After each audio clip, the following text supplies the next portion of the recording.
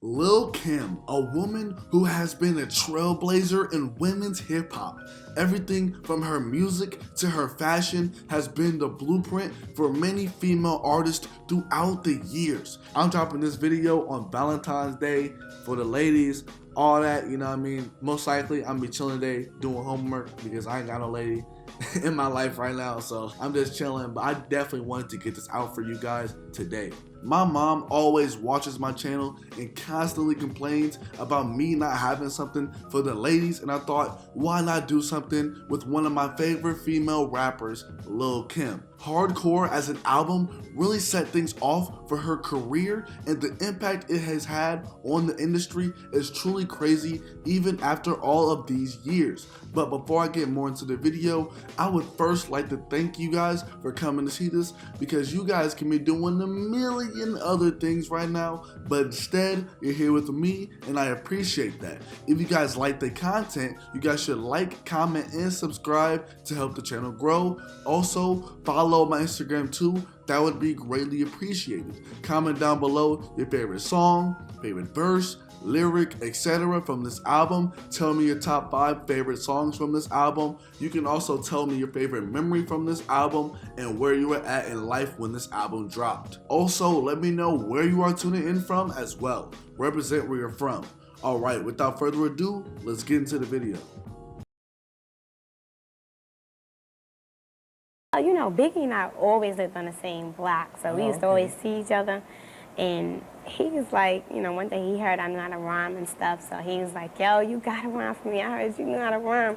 I was like, I don't know how to rhyme. But I was playing because, you know, I used to do it for fun. Right. It was just fun. And then, you know, I just rhymed for him one day, and he was like, yo, I'm messing with you. I'm taking you with me. Get out of here. And he promised, and he always did. And then one day, was like, he had this idea that we should do Junior Mafia, and Lil Kim should be the lieutenant. Right. Oh, all right. Telling the guys what to do. Biggie would start bringing her around, and one time around his mom specifically, she asked who Lil Kim was, and he said that that was his artist. Biggie would mentor Kim when it came to music. A big thing about Kim's earlier music is that when she was starting, people thought that she had a rough, more masculine voice. To give you an example, I'll play you a clip of her original style. Little Kim, the lieutenant's in effect, and I'm about to blow everybody hit the deck. Take you away, yes, to another level. I'm a rebel, and I'm more heated than the devil. It ain't my fault if I'm diabolical and molecule microorganisms wants to use the tools. So now you've heard her original style, and under Biggie, he masterminded her image and content, telling her to soften her voice as well. We'll talk more about this a little bit later, but Kim would actually make a couple of appearances on Biggie's debut album, Ready to Die, which was released in September of 1994. She appeared on the intro, the F.Me interlude, and in the song Friend of Mine. So that means a bunch of people was hearing Lil Kim all the way back in 1994. But in 1995, we would see the group Junior Mafia, and they would release an album. The first single for the album was Players Anthem, and that was released in May of 1995. The single was very popular, with it peaking at number 13 on the Billboard Hot 100. This track is said to have launched the career of Lil Kim, and the crazy thing is that Lil Kim wasn't even supposed to be on that song for Junior Mafia.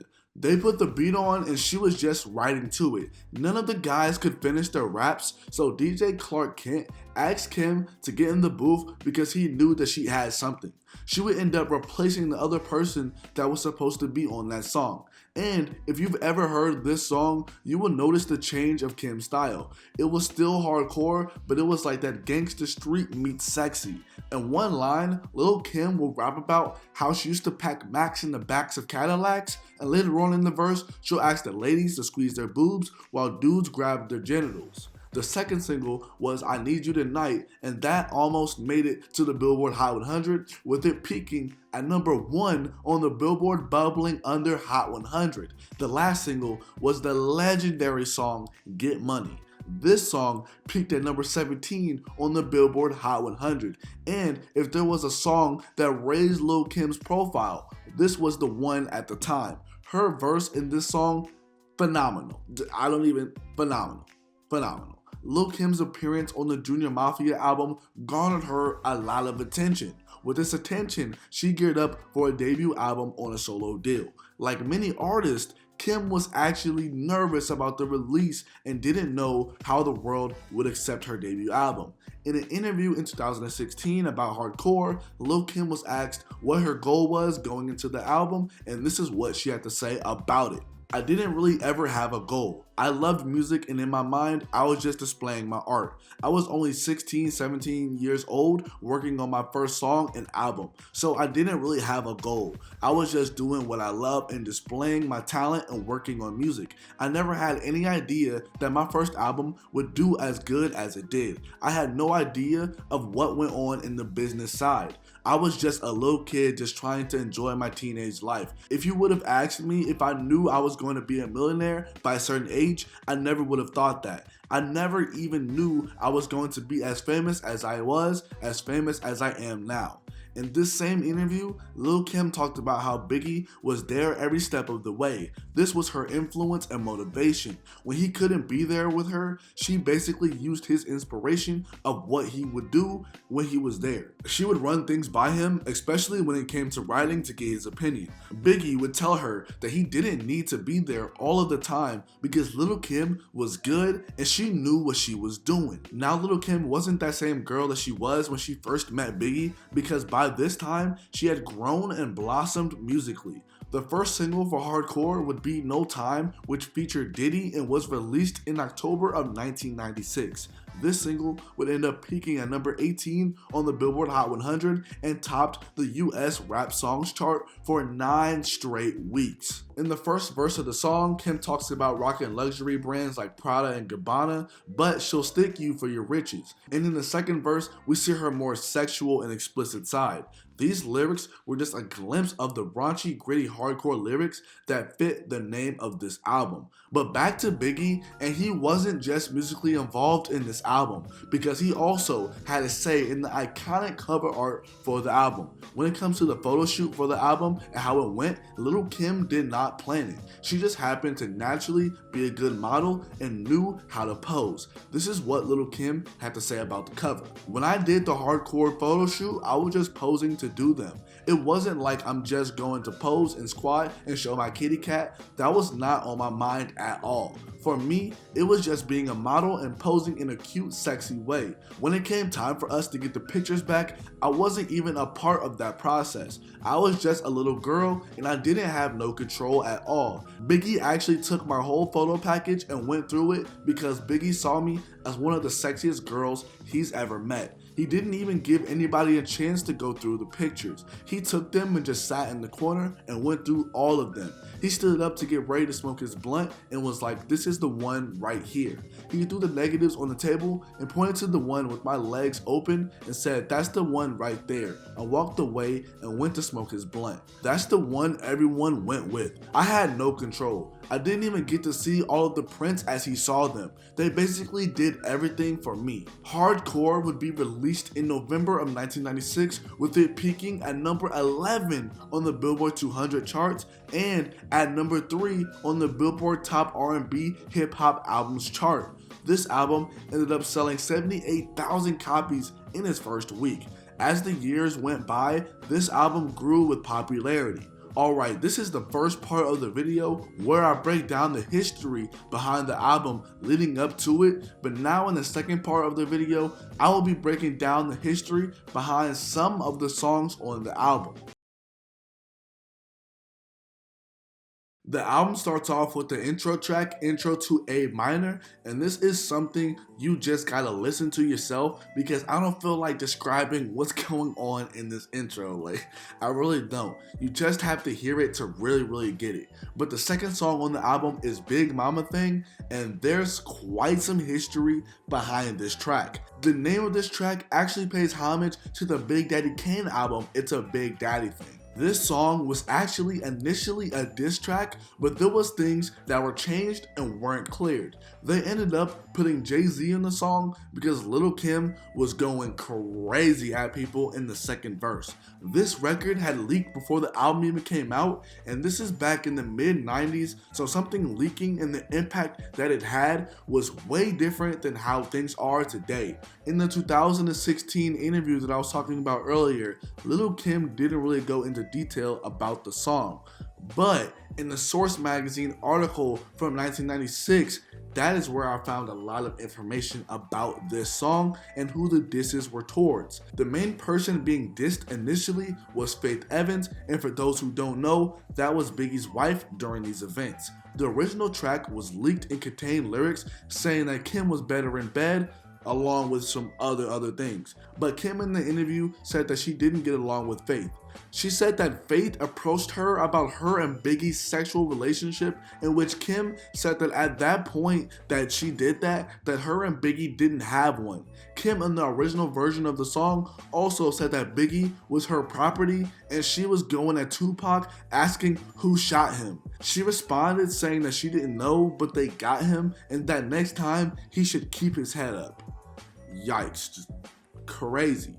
It is also said that Biggie persuaded her to not diss Faith and the Tupac disses were scrubbed as well. The original version is easily accessible on YouTube, so go look it up to hear that. We can skip to Crush on You, and the remix to this song was the second single for this album. Some backstory behind this track is that Lil Kim was pregnant around the end of the making of Hardcore, to the point where she couldn't really finish some of the songs on it. Lil Kim says that this is how Lil'Cease ended up on Crush on You because he wasn't supposed to initially be on that track. Now the pregnancy thing is where Biggie once again comes back into the picture, because at this point in time, Lil Kim was pregnant by Biggie but opted to not keep it and felt like it needed to be done to focus on her career. When you listen to the album version of the song, you'll just hear Lil'Cease. A young Cameron would actually write Lil'Cease's verse. Lance Rivera, who was the CEO of Entertainment, gave Mace $30,000 to write 5 songs for Lil'Cease at that time. Mace gave Cameron $5,000 of the 30 to write 1 or 2 of the songs. Cam wrote the Crush on You song and they ended up keeping it for Lil Kim's album, but it was really for Lil'Cease. Cease has recently talked about this on DJ Vlad, with him saying that after the Junior Mafia album, it was Kim that was first in line and then it was supposed to be him. Now the thing with Crush on You is that the first single for the album, which was No Time, was doing really well, but Crush on You with just Lil'Cease started to grow legs on its own. DJs started playing it and it wasn't a great idea to shoot a video with just Lil'Cease on Lil Kim's budget, so they added Lil Kim's part on the remix and that is how that was made. That Crush on You video is crazy too. I like that one a lot. The No Time video is pretty good too, and Lil Kim has actually made a couple of references in her songs about that particular video. But the next song on the album is my favorite and it's Drugs. I love that beat so much and I love how Kim flows on it. Lil Kim has said that Drugs was originally her favorite song until she recorded Queen Bee, and that became her #1 favorite song.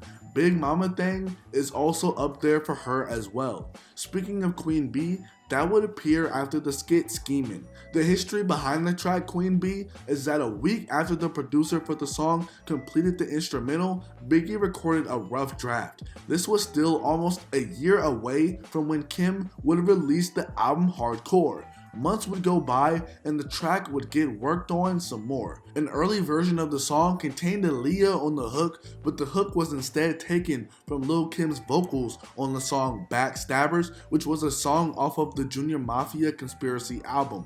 The demo of the track is super weird because Biggie is rapping from a female's perspective. Here's a clip of the demo. Beretta inside the Beretta, nobody do it better, bet I wet ya like hurricanes and typhoons. Got buffoons eating my pussy while I watch cartoons. Sleep till noon, rap pan bridge here, baby drinkers beware, mostly don't see where. The next song is Dreams, and this song is basically the female version of the Biggie song, Just Playing Dreams. In the Biggie song, he says that he has dreams of messing with an R&B chick, and Lil Kim flips this in her hook by saying that she has dreams of getting with an R&B dude. She also references many R&B singers or groups in the song to match the theme. The last song that I want to talk about is the song Not Tonight. The remix to this song ended up being the third single of the album, and it did extremely well, with it peaking at number 6 on the Billboard Hot 100. The idea of the remix was actually Lance Rivera's because he always loved the ladies' night thing. He wanted Angie Martinez on it because she was ruling the radio at the time, and she also dabbled in having a music career at that time. The whole idea of lady empowerment was great, and Kim just wanted all of her favorite artists on the record. This song actually landed Kim a Grammy nomination as well. This album though is 1000% a classic and has truly stood the test of time. I can go on for 10 minutes talking about how influential this album is alone and how it really was the blueprint for a lot of female rap. When you think of this album, you think of the lyrics, dope music videos, the fashion, the great beat selection, the dawn of a star, and many more. Like I said in the intro, man, my mom was on my head about making this video and making something for the ladies. So here you go, especially on the day that I released this, which is hopefully Valentine's Day. I hope all you guys have a good day, but comment down below and let me know what you thought of this album. Let me know if you learned something new today. I don't really even have to explain why this album is classic. If you know, you know. But peace, I'm out.